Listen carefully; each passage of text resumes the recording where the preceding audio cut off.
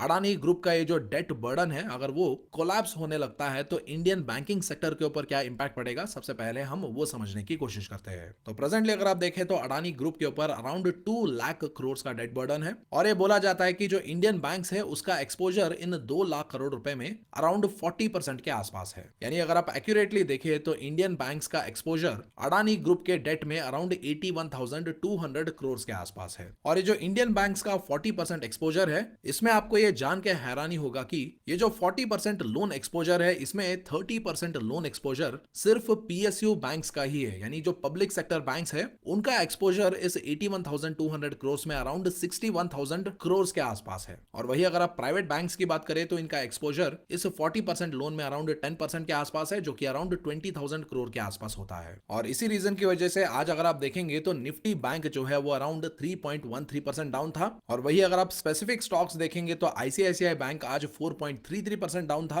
Punjab national bank 4.84% down था और वही state bank of India 4.69% down था। और स्टेट बैंक ऑफ इंडिया का तो रेपुटेशन आप जानते ही है और स्टेट बैंक ऑफ इंडिया का मजाक भी उड़ाया जाता है ये बोल के कि अगर कोई बड़ा स्कैम होता है वहां पर अगर एसबीआई को लॉस नहीं होता है तो वो स्कैम तब तक कंप्लीट नहीं होता है। और अडानी ग्रुप के केस में तो स्टेट बैंक ऑफ इंडिया कुछ ज्यादा ही उदार भाव रखता है, जिसकी वजह से आपको याद होगा जब ऑस्ट्रेलिया में एक कोल प्रोजेक्ट स्टार्ट करना था अडानी ग्रुप को तो उसके फंडिंग के लिए वो एसबीआई के पास गए थे। तो अभी यहाँ पर कुछ लोग ये बोल सकते हैं कि ये सब तो ठीक है, लेकिन इन सारे रीजंस की वजह से एज अ रिटेल इन्वेस्टर मुझ पे क्या इंपैक्ट पड़ता है या स्टॉक मार्केट के ऊपर क्या इंपैक्ट पड़ता है। तो यहाँ पर बात सिंपल है, जो भी बैंक होते हैं फॉर एग्जाम्पल मान लीजिए जो पीएसयू बैंक्स होते हैं या पब्लिक सेक्टर बैंक्स होते हैं उनके पास पैसा कहां से आता है, वो आप और हम जैसे डिपॉजिटर से पैसा लेते हैं और उन्हीं पैसों को मान लीजिए अगर वो किसी बिजनेसमैन को लोन के रूप में देते हैं और उन लोन के बदले अगर वो बिजनेसमैन उसके कंपनी के शेयर्स प्लेज करता है सिक्योरिटी के लिए और अगर वो शेयर्स एक बहुत ही हायर वैल्यूएशन पे है, जैसे कि अगर मान लीजिए अगर वो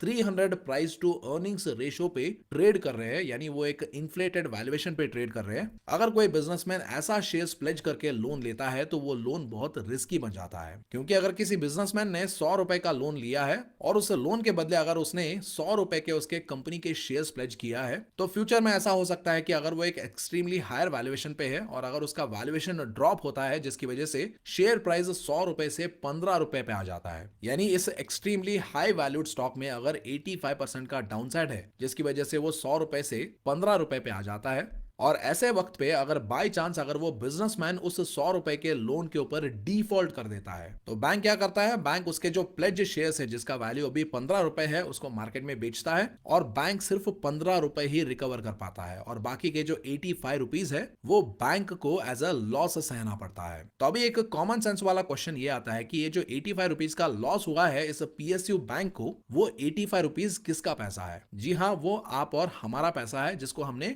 इन पब्लिक बैंक्स के सेविंग्स अकाउंट, फिक्स डिपॉजिट और करंट अकाउंट में रखा है। तो अभी इन पैसों की भरपाई तो किसी ना किसी को तो करना पड़ेगा और ऐसे कंडीशन में वहां पर आता है गवर्नमेंट ऑफ इंडिया जो आप और हमसे टैक्स वसूलता है, जीएसटी वसूलता है, cess, surcharge, long term capital gains, short term capital gains, ऐसे कई सारे टैक्स वसूलता है। और आइडियली ये जो टैक्स का पैसा है वो इंडियन इकोनॉमी, डिफेंस और सोशल वेलफेयर के लिए खर्च होने चाहिए थे, लेकिन अभी वो पैसा कहां पर खर्च होता है? वो ऐसे पीएसयू बैंक्स के जो नुकसान है जिन्होंने रेकलेसली बड़े बड़े बिजनेसमैन को दे के नुकसान किया है उसकी भरपाई में खर्च हो जाते हैं। यानी जो हमारा टैक्स का पैसा है वो ऐसे बिजनेस फ्रॉड्स में वेस्ट हो जाते हैं। और अभी ऐसा पहली बार नहीं हो रहा है, ऐसा पहले भी हो चुका है, जिसके कुछ एग्जांपल्स मैं आपके सामने रखना चाहूंगा। 2010 में 7 पब्लिक सेक्टर बैंक्स में इंडियन गवर्नमेंट ने अराउंड 15,000 करोड़ रुपीस इन्फ्यूज किया था। 2011 में स्टेट बैंक ऑफ इंडिया में गवर्नमेंट ऑफ इंडिया ने अराउंड 140 बिलियन रुपीस इन्फ्यूज किया था और रिसेंटली 2018 में भी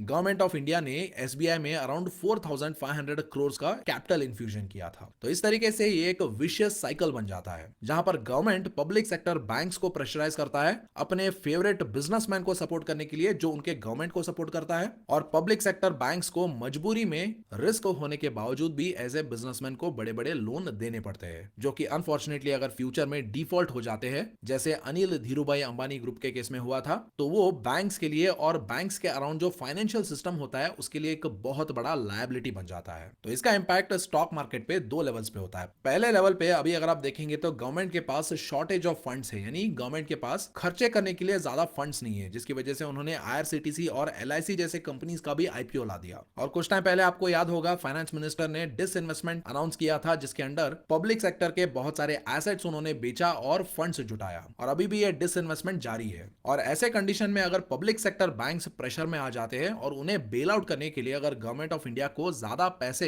एडिशनली वेस्ट स्पेंड करना पड़ेगा, तो डेफिनेटली जो बाकी के इकोनॉमिक डेवलपमेंट्स है वहां पर बजट कट करना पड़ेगा, जिसकी वजह से क्या होगा, मैक्रो लेवल पे इकोनॉमिक इंपैक्ट पड़ेगा। चाहे वो कोई भी फैक्टर हो, अगर वो इकोनॉमी के ऊपर इंपैक्ट करता है तो उसका इंपैक्ट स्टॉक मार्केट पे भी रिफ्लेक्ट होगा। तो ये सबसे पहला पॉइंट है। और दूसरा पॉइंट ये है कि जब बैंक्स के बैड लोन या एनपीए बढ़ते हैं तो बैंकिंग सेक्टर प्रेशर में आ जाता है, और जब बैंकिंग सेक्टर प्रेशर में आ जाता है और बैंकिंग सेक्टर के पास ज्यादा लोन देने के लिए पैसे नहीं बचता है, क्योंकि सारा पैसा जो ये बड़े बड़े लॉसेस हुए हैं उसके प्रोविजन में ही लग जाता है या इन लॉसेस की भरपाई करने में ही चला जाता है, तो बैंक्स ज्यादा से ज्यादा लोन दे नहीं पाएंगे, यानी बैंक्स वीक हो जाएंगे। और अगर बैंकिंग सेक्टर ही वीक हो जाएगा तो इंडिया थर्ड लार्जेस्ट इकोनॉमी बनने के लिए जो फंडिंग चाहिए, जो बैंक एक रिटेल कस्टमर को प्रोवाइड करते हैं, एक medium size small size business को प्रोवाइड करते हैं और एक बड़े बिजनेस को प्रोवाइड करते हैं, तो उसका पोटेंशियल कम हो जाएगा। यानी जो कंपनीज को ग्रोथ फ्यूल करने के लिए फायदा मिल रहा था वो फायदा अभी नहीं मिलेगा। अगर कंपनीज को फायदा नहीं मिलेगा तो कंपनीज का प्रॉफिट क्या होगा, वो एक लिमिटेड ग्रोथ रेट से ग्रो होगा या वर्स्ट केस में नेगेटिव ग्रोथ होने का चांसेस भी होता है। और ऐसा सिचुएशन हमने ऑलरेडी 2015, 16, 17 और 18 के फेज में देखा था,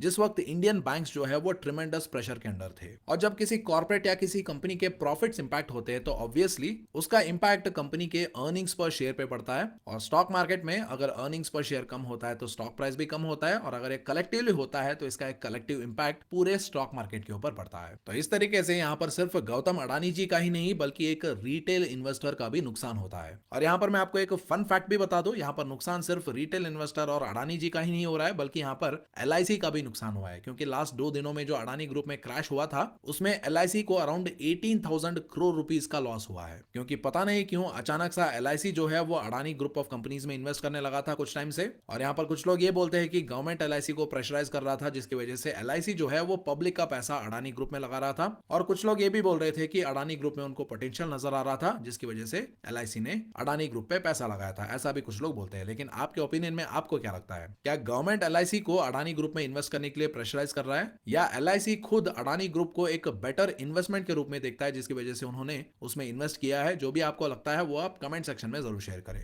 एंड फाइनली मोस्ट इंपॉर्टेंटली हमें यह समझना है कि गौतम अडानी और अडानी ग्रुप जो है वो लास्ट 2 to 3 इयर्स के टाइम पीरियड में इंडियन इकोनॉमी और इंडियन स्टॉक मार्केट के पोस्टर बॉय बन चुके थे, क्योंकि जब भी मार्केट में बुल रन आता है या इकोनॉमिक ग्रोथ आता है तो उसका एक पोस्टर बॉय होता है। और किसी भी टाइम पे अगर इस पोस्टर बॉय का रेप्यूटेशन हैम्पर हो जाता है या डैमेज हो जाता है तो उसका एक कलेक्टिव इंपैक्ट पूरे स्टॉक मार्केट और पूरे इकोनॉमी के ऊपर भी पड़ता है। और अडानी ग्रुप के केस में तो अभी तक आपने देखा ही है कि अडानी ग्रुप कैसे हमारे इंडियन बैंकिंग सेक्टर को भी इन्फ्लुएंस कर रहा है। तो इन्हीं सारे रीजंस की वजह से आने वाले टाइम में अगर अडानी स्टॉक्स में क्रैश होना कंटिन्यू होता है तो चांसेस बहुत हाई है कि अगले 2 से 3 साल तक हमारे जो इंडियन स्टॉक मार्केट है वो कहीं पर ना जाए, शायद वो एक कंसोलिडेटिंग फेज में ही रह जाए या वर्स्ट केस में नेगेटिव चले जाए, इसके भी चांसेस है। और इसी रीजन की वजह से प्रेजेंटली अडानी और हमारे इंडियन स्टॉक मार्केट का जो सिचुएशन है वो प्रेजेंटली एक बहुत ही नाजुक स्टेज पे है, जो कलेक्टिवली पूरे मार्केट को डैमेज करने का पोटेंशियल रखता है।